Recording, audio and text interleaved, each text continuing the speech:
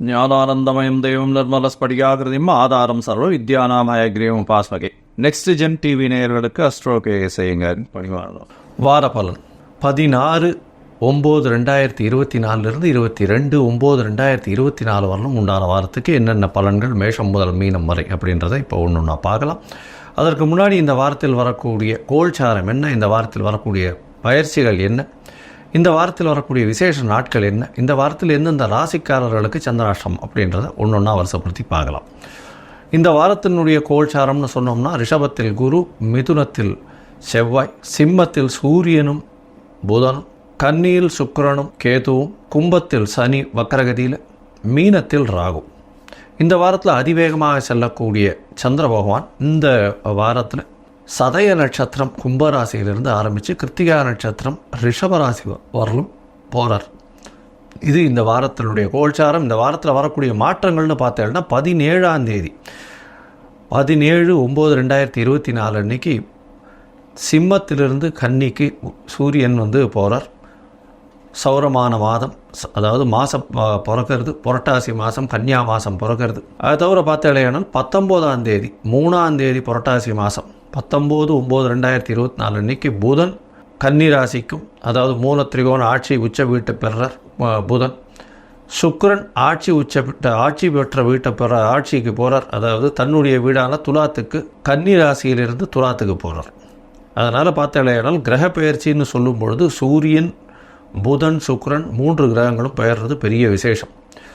இந்த வாரத்தில் வரக்கூடிய விசேஷங்கள் அப்படின்னு பார்த்தோம்னா புரட்டாசி மாதம் பித்ருக்களுடைய மாதம்னு சொல்லக்கூடியது. ஆரம்பத்திலேயே புரட்டாசி 18ஆம் தேதி அன்றைக்கே மகாலயபட்சம் ஆரம்பம். பித்ருக்களுக்கு செய்ய வேண்டிய கர்மாக்கள் கடமைகளை செய்ய வேண்டியது. தந்தை இல்லாதவர்கள், அதை தவிர தாய் தந்தை இருவரும் இல்லாதவர்கள் தில தர்ப்பணம் சொல்லக்கூடிய எள்ளின் மூலியமாக தர்ப்பணம் கொடுத்து அவர்களுக்கு செய்ய வேண்டிய கடமைகளை செய்கிறது ரொம்ப முக்கியம்.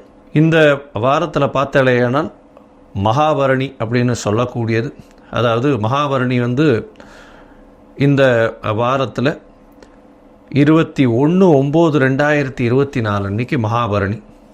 அதாவது பித்ருக்களுடைய இறந்த திதி அதெல்லாம் தெரியாதவர்கள் அவர்கள் இந்த நாளில் மகாபரணி அன்னைக்கு இது கொடுத்துடலாம், அதாவது திதி கொடுக்கறது ரொம்ப விசேஷம்.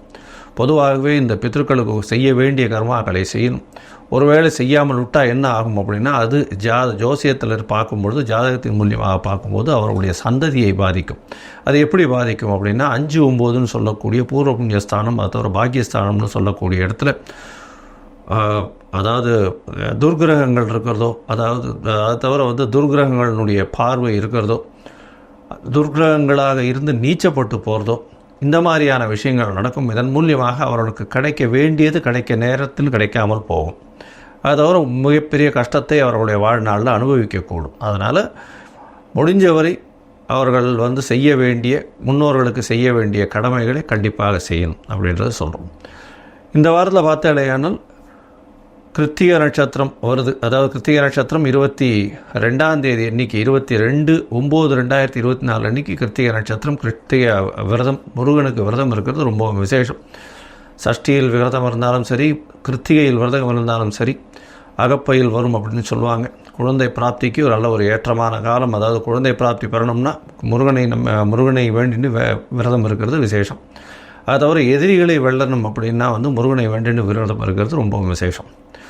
பொதுவாக இந்த வாரத்தில் பித்ருக்களுக்கு உண்டான கர்மாக்களை செய்கிறதும் பித்ருக்களுக்கு உண்டான தர்ப்பணங்கள் செய்கிறதும் ரொம்பவே முக்கியமானது. சரி, இந்த வாரத்தில் வரக்கூடிய எந்தெந்த ராசிக்காரர்களுக்கு சந்திராஷ்டம் அப்படின்னு பார்ப்போம். இந்த வாரத்தில் பார்த்தோம்னா கடகம், சிம்மம், கன்னி, துலாம் இந்த 4 ராசிக்காரர்களுக்கு சந்திராஷ்டம். சந்திராஷ்டம்னா உங்களுடைய ராசிக்கு 8ஆம் இடத்துல சந்திர பகவான் மறைந்து இருக்கக்கூடிய காலகட்டத்தை சந்திராஷ்டம்னு சொல்கிறோம். மதிகாரகனான சந்திர பகவான் மறைந்திருக்கக்கூடிய காலகட்டத்தில் தவறான முடிவுகள் எடுக்கக்கூடும். தப்பான முடிவுகள் எடுக்கும் பொழுது அதன் மூலியமாக வரக்கூடிய விசேஷங்கள் வராது. இல்லைன்னா தவறாக சென்றதுனால பிரச்சனையில் போய் முடியும். அதனால் முடிஞ்ச வரலும் இந்த சந்திராஷ்டம காலத்தில் பொறுமையாக இருக்கிறது ரொம்பவும் நல்லது. யாருக்கும் ஜாமீன் கையெழுத்து போட வேண்டாம். அதை தவிர யாருக்கும் எந்த ஒரு காசிப்ஸ் பண்ணுறதும் வேண்டாம். பொறுமையாக இருக்கிறது ரொம்பவும் நல்லது.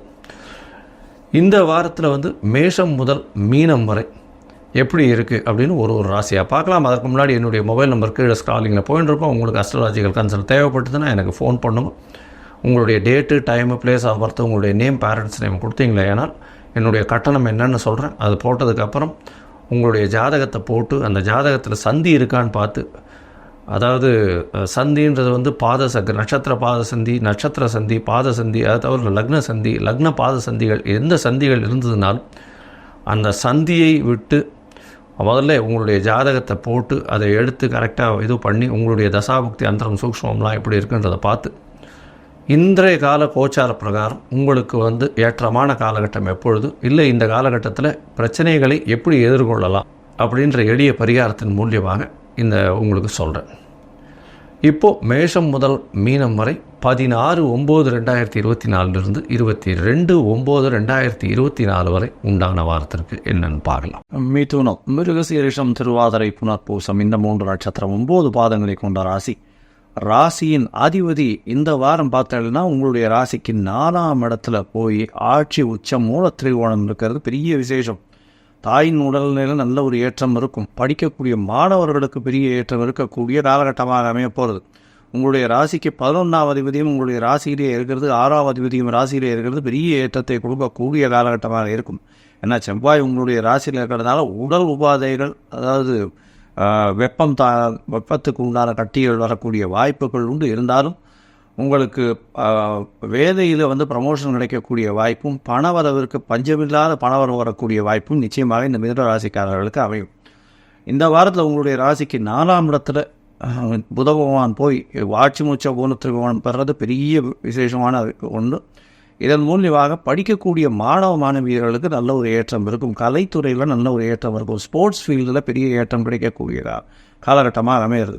5ஆம் இடத்துல வந்து உங்களுடைய ராசிக்கு 5ஆம் அதிபதி அப்படின்னு சொல்லக்கூடியவர் சுக்கிர பகவான் ஆட்சி பெற்று போயிருக்கார். 5-12 அதிபதி ஆட்சி பெற்று போயிருக்கார். சப்தமாதிபதி வேறு வந்து 12ஆம் இடத்துல இருக்கிறது பெரிய விசேஷம். கணவன் மனைவிக்குள்ள நல்ல ஒரு ஒற்றுமை இருக்கக்கூடிய காலகட்டம். எந்த ஒரு விஷயமாக இருந்தாலும் பெரிய ஏற்றம் கிடைக்கக்கூடும். கடல் வாணிபம் பண்ணக்கூடிய வாய்ப்புகள் நிச்சயமாக உண்டு. வெளிநாடு வெளியூர் பாற்றம் போயிட்டு வரக்கூடிய வாய்ப்புகள் நிச்சயமாக இருக்கும். 12ஆம் இடத்துல இருக்கக்கூடிய குரு பகவான் மூலியமாக வெளிநாட்டில் இருக்கக்கூடியவர்களுக்கு இந்த பெர்மனன்ட் சிட்டிசன்ஷிப்னு சொல்லுவார் இல்லையா, அதாவது PR பர்மனன்ட் ரெசிடென்ட்ஷிப்பு அதெல்லாம் கிடைக்கக்கூடிய, க்ரீன் கார்டெலாம் கிடைக்கக்கூடிய வாய்ப்புகள் மிகவும் அதிகம் அப்படின்றத சொல்லலாம். இந்த வாரத்தில் உங்களுடைய ராசிக்கு 9ஆம் இடத்துல வக்கரகதியில் இருக்கக்கூடிய சனி பகவானால சிறு சிறு தொல்லைகள் செய்யக்கூடிய தொழிலில் இருக்கும். செய்யக்கூடிய தொழிலில் பிரச்சனைகள் கொஞ்சம் வரக்கூடிய வாய்ப்புகள் உண்டு. வேலை பளு அதிகமாக இருக்கும். வெளிநாடு வெளிமாதத்தினர் சார்ந்த விஷயங்கள் மூலியமாக உங்களுக்கு திடீர் பணவரவும் அவர்கள் மூலியமாக நல்ல அனுகூலியமாக இருக்கக்கூடிய காலகட்டமாகவும் அமையும். இந்த வாரத்தில் பார்த்தீங்கன்னா உங்களுடைய ராசிக்கு 9ஆம் இடத்துல சந்திர பகவான் இந்த வாரத்தை ஆரம்பிக்கிறார். உங்களுடைய ராசிக்கு 2ஆம் அதிபதினு சொல்லக்கூடியவர் குடும்பஸ்தானாதிபதி 9ஆம் இடத்துல ஆரம்பிக்கிறது பெரிய விசேஷம்.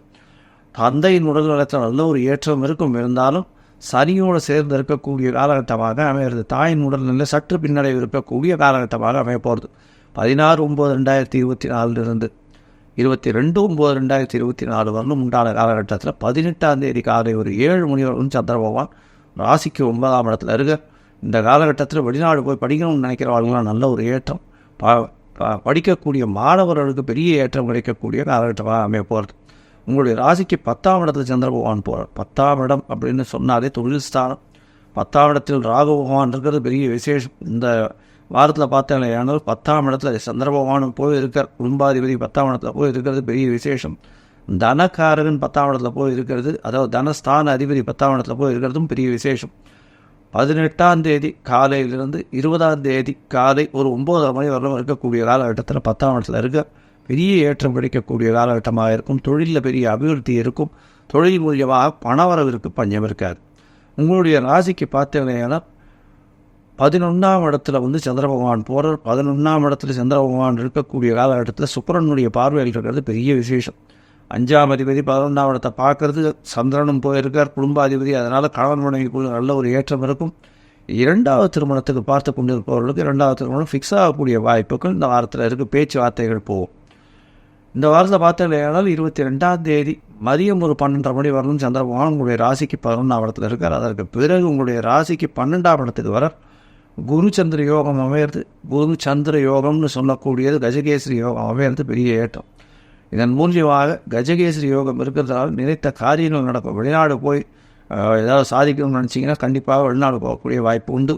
2ஆம் அதிபதி தனஸ்தானத்தின் அதிபதி அப்படின்னு சொல்லக்கூடியவர் தனக்காரங்களோடு சேர்ந்து 12ஆம் இடத்துல இருக்கிறதன் மூலியமாக கண்டிப்பாக சுப செலவுகள் அமையக்கூடிய வாய்ப்பு உண்டு. இந்த மிதுன ராசிக்காரர்கள் அதுவும் இந்த சாஃப்ட்வேர் ஹார்ட்வேரில் இருக்கிறவங்க, சார்ட்டர்ட் அக்கௌண்டன்ஸு, பேப்பர் சம்பந்தமாக வியாபாரம் பண்ணுறவங்க, லைப்ரரி வச்சுருக்கிறவங்க, நோட்டு புஸ்தகம் வியாபாரம் பண்ணுறவங்க, இவங்களெல்லாம் பெரிய ஏற்றம் கிடைக்கக்கூடிய காலகட்டமாக இந்த வாரம் அமையிறது.